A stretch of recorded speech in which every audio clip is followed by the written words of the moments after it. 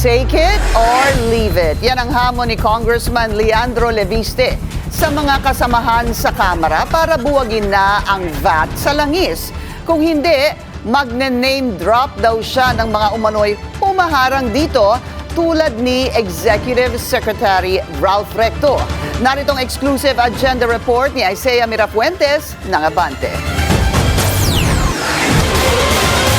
Dapat na ring alisin ang VAT sa langis. Yan ang giit ng ilang mambabatas dahil mas mararamdaman daw ito ng publiko.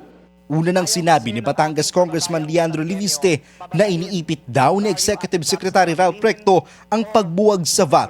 Si Recto ang primary author ng e-VAT law noong senador siya taong 2005. Ngayong araw, sa eksklusibong panayam ng Billionaire News Channel, hinamon ni Leviste si Ways and Means Committee Chair Miro Quimbo. Ilalabas natin lahat ng mga humaharang sa pagbaba ng VAT, baka magkakaroon ng konting hiya ang mga miyembro ng kabinete o kung gusto naman nilang depensahan ang pagharang sa pagbaba ng VAT, pwede silang humarap dito sa Kongreso.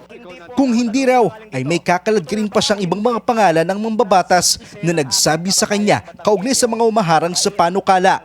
At iginit rin niya na maliban kay Recto, ay may iba pa siyang papangalanan na humahadlang sa panukala kaugnay sa VAT. Usapan ko kay Chair Miro Quimbo, meron siyang chance ngayong araw na magpahayag na pagbobotohan na natin ang pagbaba ng VAT bago natin isasama ang iba pang mga pangalan sa usaping ito.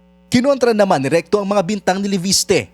Sa kanyang mensahe sa BNC, sinabi niyang hindi maaaring maharang ng ehekutibo ang mga panukala sa Kongreso at tanging policy input lang raw ang ibinibigay ng economic team.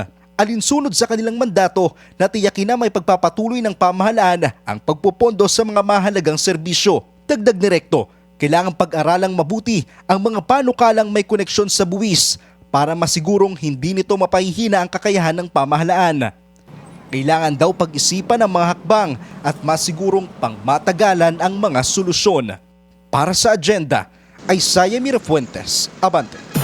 Mag-follow sa aming mga social media accounts at mag-subscribe sa aming YouTube channel para sa pinakahuli at eksklusibong mga balita.